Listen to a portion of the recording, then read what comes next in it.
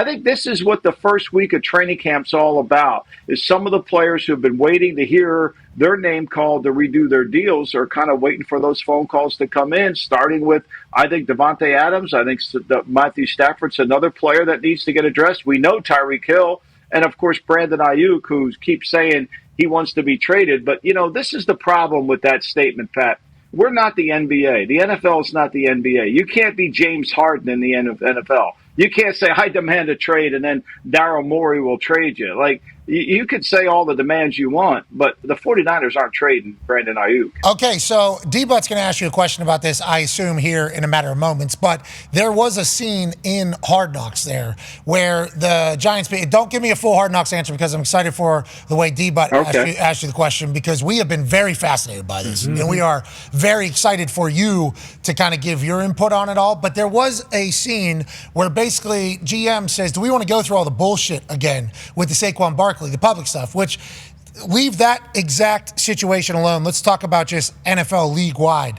Whenever there is public bullshit and drama, humans in the front office and GM that weighs on them, or are the places that are good, they just, this is a part of the job. Like, because it feels like John Lynch, and also obviously with Bill Belichick up there at the Patriots, you were there, but Lynch has dealt with like this type of drama and bullshit numerous times before. Yeah. They had Jimmy G practicing on another field in training camp. Another field. They said his era was over. Yep. He's on another field so he doesn't get hurt, and we're just trying to trade him, and then he ends up coming back. It's like they deal with the drama in the public. They're not worried about this getting too ugly or too dramatic or too much of a spectacle with Aiyuk. They seemingly set in. Why do some teams do that? And then it does seem like some situations, from what we're learning, it's like they don't want to deal with all the drama shit and the public shit. It's called alignment, right? When you're aligned as an organization, then there's nothing from the outside can really affect you, because they can't get to your owner, they can't get to your vice president or president. Everything is kind of aligned. Everybody understands what we're doing. It's not on the same page. Everybody's on the same page. Today in 32 cities, everybody's on the same page, but not all the teams are aligned. Alignment creates the belief that the noise on the outside will never affect us. This is what we're doing. This is how we have to approach it. This is what we believe in. And I think the 49ers are perfectly aligned to handle that situation. Look, the Cincinnati Bengals, you don't think they have great alignment? Mike Brown, the president, owner of the team, he says he's not trading T. Higgins. You could take it to the bank. He said he wasn't trading Jesse Bates. You could take it to the bank. They're completely aligned. And it doesn't matter what the Cincinnati Enquirer writes or what the Post writes or what, any of the insiders talk about. You ain't changing what Mike Brown does, because Mike Brown's aligned in what he wants to do. And the Niners have seemingly been the same exact way this entire time. And we're not saying it doesn't suck for Aiyuk. Like, I would love Aiyuk on the Indianapolis Colts. I would absolutely love Aiyuk on the Colts.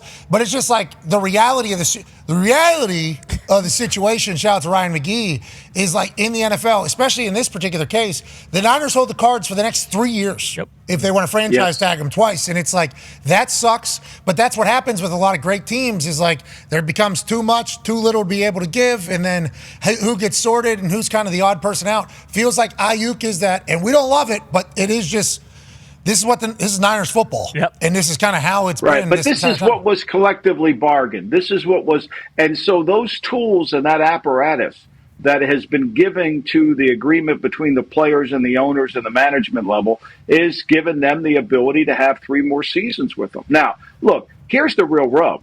They don't want to trade Aiyuk, and they want to pay Aiyuk. The difference here is simply this. He has a certain level of value, and they have a certain level of what they perceive as value. It's called a negotiation, right? And so that's really the rub. It isn't because we don't want you or they don't want them. And all this nonsense about trade talk. Look, the one thing that Aiyuk gives the 49ers that they really don't have, is as talented as a team as they are, is they have an outside receiver who can win one-on-one, and Darius can speak to this as well as anybody. The definition of a great receiver in the league is to be able to win one-on-one on third down, to defeat the corner you're against. Yep. And that's the one thing last year Aiyuk was able to do, and that's why he averaged 17 yards a catch. Hold on, I got a Hembo stat here. Shout out to Hembo, by the way. 81% of Brandon Aiyuk's catches last season resulted in a first down or a touchdown. Okay, that's 61 of 75. That percentage obviously led the NFL. So Aiyuk knows that. Yeah. Aiyuk knows that. He understands it. He's seeing other wide receivers that he probably thinks, like, is this person as important? And they're getting, and I'm just sitting here for what? And that's why he's angry. And you saying like, hey, the Niners want to pay him. They don't want to trade him. The issue is the value here. It's like, well, yeah, that's always right. And that kind of, I mean, anybody would take a deal that any team would take a deal that's $1 million for Russell Wilson, right? I mean, in that kind of the whole argument in this entire thing. Yeah.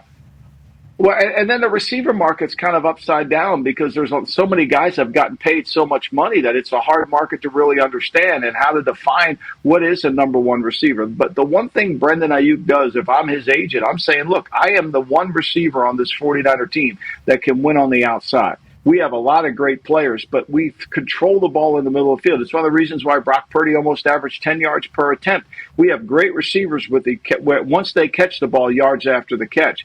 But Aiyuk is the one guy who can make a play on his own down the field, and I think we see it in all these things. And the more I watch these reels of Aiyuk, I still can't understand how Brock Purdy isn't in a top 10 quarterback because some of those throws are just incredible. I mean, we just ignore them. We ignore them like they don't even exist. But it's you're right. Unbelievable. It is phenomenal. It is phenomenal the way they are able to avoid complimenting his greatness, legitimately. And then, it's unbelievable. It's not just one person. It's like it's an agenda that they don't want to give this poor kid any credibility. I mean, I watch quarterback play every day. I mean, it's unbelievable. This kid is really talented, and the throws he makes, the way he works the pocket. No, that was a check down. Yeah. That was Kyle Shanahan drew that up for him to check that down. And is that even an important? That's a layup. That's a layup. Jimmy could have made it. Everyone Trey could have made it. Mac Jones could have done that for sure. Yeah, that's literally how a lot of people, not everybody, but we're just talking about a majority of people, seemingly, because he was drafted Mr. Irrelevant, the last pick of the draft. People can't get by the fact that maybe everybody was wrong on the scouting process of this particular guy. Yeah. And what they couldn't judge was what's in between those ears. Yeah. The moxie, and then the absolute cannon. The guy has a cannon. He spins it, puts it on the spot. Now, is it in a good situation? Absolutely. And because it's such a good situation, that's why they have the Aiyuk situation. But it's not just the Aiyuk situation. Every year, there's going to be something like this for the Niners. Just happens to the great teams. And teams have to see different chapters and different evolutions of it. That's what great teams have to go through. It's a part of the problem of being great. And maybe they're just going to check out and see if Riley's good this upcoming year. Let Aiyuk go to free agency. Maybe they see what it is. But the Niners hold all the cards. I think we all understand that. Aiyuk, good luck, though. We would like you to get paid.